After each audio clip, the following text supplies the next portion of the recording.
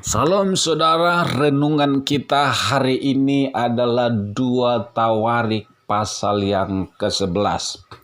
Ketika membaca kitab ini, saudara, kita akan menemukan bagaimana bangsa Israel menjadi pecah dua kerajaan, yaitu kerajaan Yehuda yang dipimpin oleh Rehabeam dan kerajaan Israel yang dipimpin oleh Yerobeam.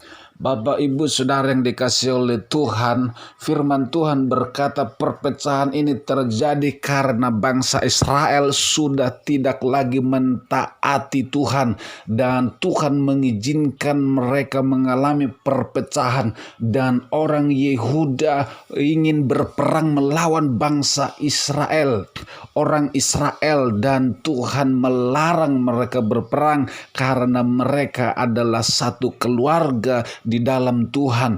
Dan yang menarik, saudaraku, keluarga Israel yang dipimpin oleh Yerobeam, orang-orang suku Lewi berada di sana, dan orang-orang suku Lewi ini tidak lagi dipakai oleh Raja Yerobeam untuk menjadi imam, memimpin pelayanan penyembahan kepada Tuhan, karena Raja Yerobeam di Israel sudah membuat penyembahan dewa-dewa dan jin-jin kepada Allah yang lain.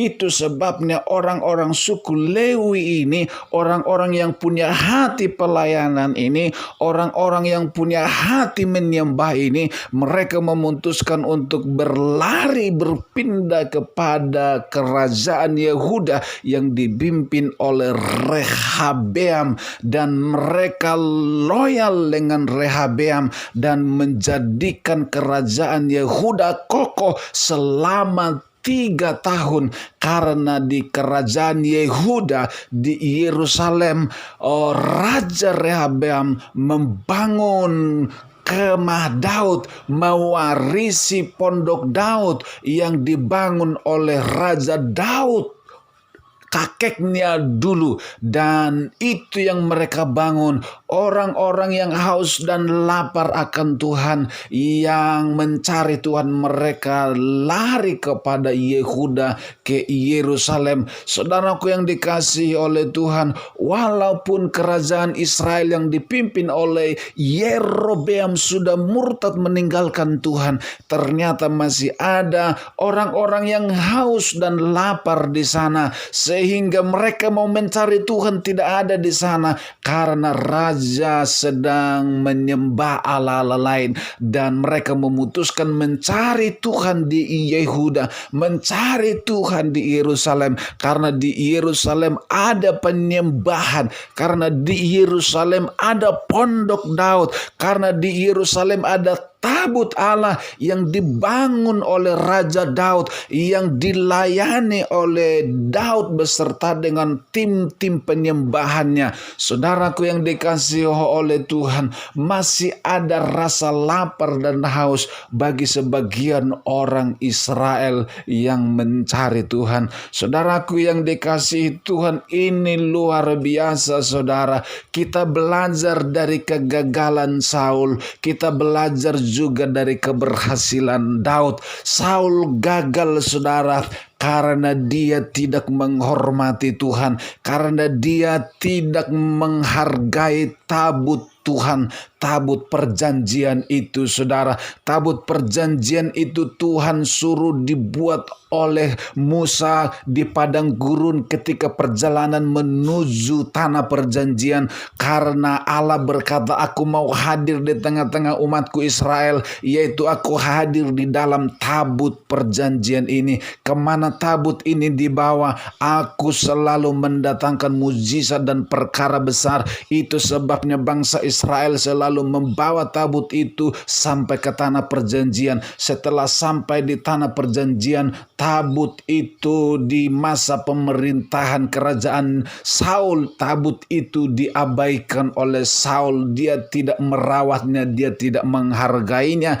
dan itu sebabnya Saul hatinya menjadi menjadi rusak, hatinya menjadi berontak, dia tidak taat kepada Tuhan, dan akhirnya Saul ditolak oleh Allah menjadi raja, dan akhir hidupnya Saul mati bunuh diri karena stres, karena dia orang yang sombong, dia orang yang merasa hebat, saudara. Dia merasa tidak membutuhkan Tuhan, dia merasa memiliki segalanya, dan ternyata ketika tidak ada Tuhan di hatinya, hidupnya semuanya hampa dan sia-sia, dan akhir hidupnya mati dengan tragis. Saudaraku, tapi ketika Daud menjadi raja menggantikan Saul, apa yang dilakukan oleh Daud? Dia mengambil tabut itu, dia merawat tabut itu, dia memelihara tabut itu, dia ambil tabut itu dari Yehuda, dia bawa ke Yerusalem, dia mengadakan pesta besar. Seluruh orang-orang Israel waktu itu diajaknya berpesta,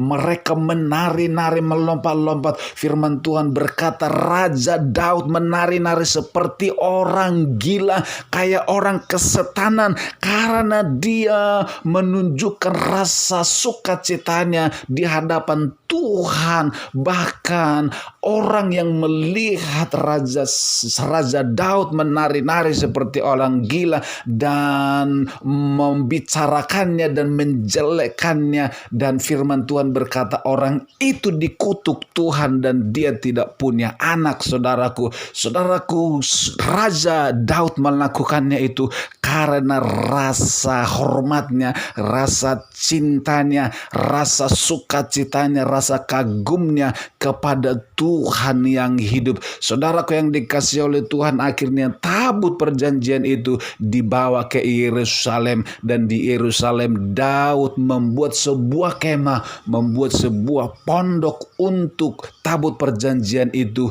Itulah yang disebut dengan kemah Daud, itulah yang disebut dengan pondok Daud. Dan selama di Yerusalem, firman Tuhan berkata, Raja Daud setiap hari mengatur, membuat jadwal pelayanan. Setiap hari ada orang penyembahan, ada tim-tim pemuji penyembahan 24 jam setiap hari. Itu selalu ada penyembahan di Yerusalem, saudara. Dan firman Tuhan berkata, maka seluruh Israel diberkati Tuhan dengan luar biasa, saudaraku. Namun ketika Daud meninggal, saudara, kemudian digantikan oleh raja-raja yang baru, maka keberadaan tabut Tuhan itu sudah mulai terabaikan, saudara. Tapi puji Tuhan, di zaman Rehabeam, cucunya Daud, saudara, memerintah, masih ada generasi yang memelihara, yang masih mempertahankan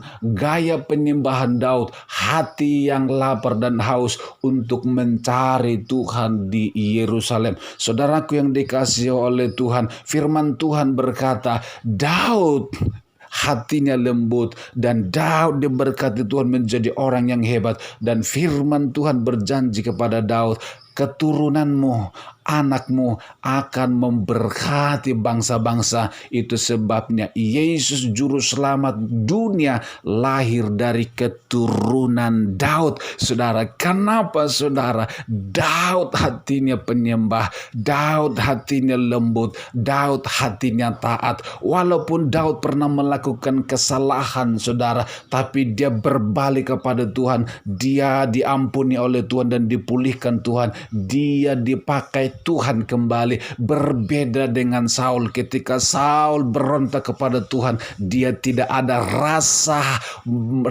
untuk berbalik minta ampun kepada Tuhan. Dia sombong dan dia merasa dirinya benar. Saudaraku yang dikasihi Tuhan, orang yang suka menyembah Tuhan, orang yang hidup di dalam penyembahan, hatinya seperti hatinya Daud, hati yang lembut, hati yang mudah diajar, saudara, hati yang mudah berbalik kepada Tuhan.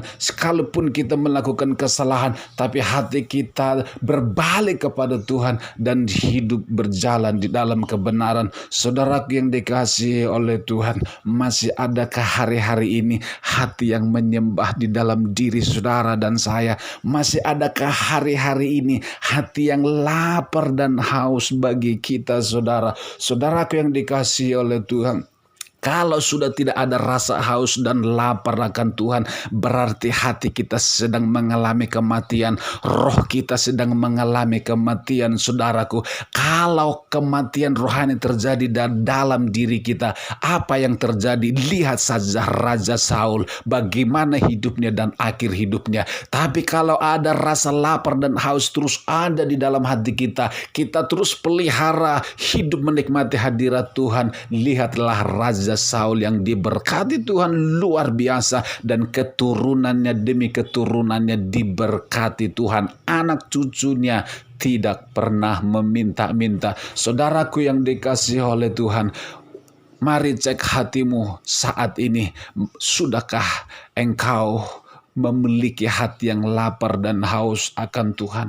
Kalau engkau sudah tidak ada rasa haus dan lapar mencari Tuhan, kalau engkau sudah tidak ada kerinduan untuk mencari Tuhan di gereja, di dalam persekutuan doa, di dalam doa-doa keluargamu, di dalam doa-doa pribadimu, kalau engkau sudah tidak melakukannya, engkau sedang mati rohani, engkau sedang mengalami kematian rohani. Kalau engkau tidak berbalik, engkau akan mengalami masa-masa sulit seperti Saul, saudaraku. Datanglah kepada Tuhan, berbaliklah kepada Tuhan. Jangan biarkan dunia ini menarik hatimu dari Tuhan. Jangan biarkan kekayaan, uang, kemewahan, ketenaran menarik engkau jauh dari Tuhan. Jangan biarkan rasa sakitmu, kecewamu, kepahitanmu jauh dari Tuhan. Singkirkan semuanya itu, cari Tuhan, pandang Yesus. Biarkan Dia terbesar di hatimu, di pikiranmu, menguasai seluruh hidupmu, sehingga engkau berjalan di dalam kemenangan dari hari ke hari.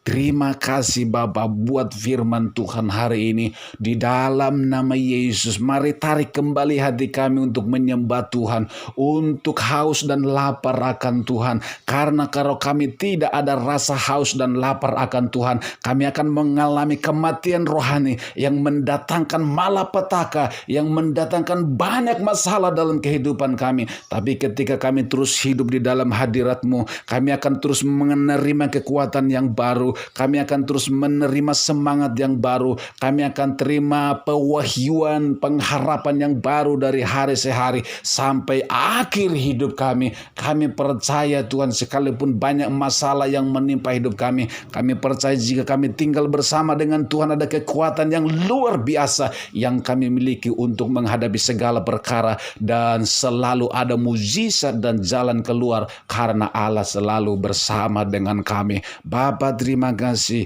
Ku berdoa buat setiap pendengar dimanapun berada, Tuhan, Engkau melawat kami. Mungkin hati mereka sedang berbalik dari Tuhan, mungkin mereka sedang mengalami kematian rohani. Roh Kudus jamah kembalikan mereka Tuhan, di dalam nama Tuhan Yesus. Roh Kudus jamah pulihkan hidup mereka Tuhan, sebelum dunia ini berakhir, sebelum masa-masa sukar tiba. Kami berdoa supaya kami berbalik kepada Tuhan dan memilih Tuhan dan mencari Tuhan, supaya kami melihat hal-hal yang luar biasa dari sorga. Terima kasih ya Tuhan, di dalam nama Yesus kami berdoa, kami bersyukur. Haleluya. Setiap kita yang percaya sama-sama katakan amin. Haleluya. Tuhan memberkati kita. Amin.